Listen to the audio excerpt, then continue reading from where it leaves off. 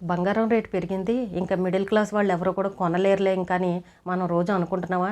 కానీ మన జనాలు ఎంత తెలివిగా వాడుతున్నారనంటే, పాత బంగారం ఏదైతే ఉందో ఆ బంగారాన్ని తీసుకువెళ్ళి తాకట్టు పెట్టి ఆ అమౌంట్ తోటి బిస్కెట్ బంగారాలను కొంటున్నారు.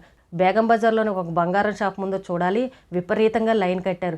ఏంటి ఇంత లైన్ కట్టారని నన్ను అడుగుతుంటే వాళ్ళు చెప్తున్నారు, మాకు వచ్చే నెలలో మా అమ్మాయి పెళ్ళుంది, ఒక 2 నెలల తర్వాత మా ఇంట్లో శుభకార్యాలు ఉన్నాయి, మళ్ళీ అప్పుడు బంగారం రేటు 2 లక్షల దాకా అయిపోతుందని చెప్తున్నారు.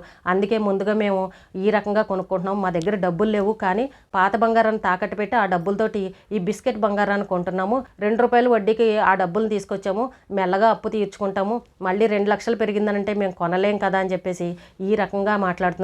కొత్త బంగారం కొనేవాళ్ళకంటే పాత బంగారాన్ని తాకట్టు పెట్టేవాళ్ళు ఎక్కువైపోయారు. అంటే ముందు భవిష్యత్తులో బంగారం రేటు పెరుగుతుందని అందరిలోనూ ఒక క్లారిటీ వచ్చేసింది. బేగం బజార్ దగ్గర బిస్కెట్ల కోసం లైన్ కట్టారు అని అంటే మన జనాలు ఎంత తెలివిగా ఉన్నారో చూడండి. మరి ముందు ముందు పరిస్థితి ఎలా ఉంటుందో అర్థం కావట్లేదు.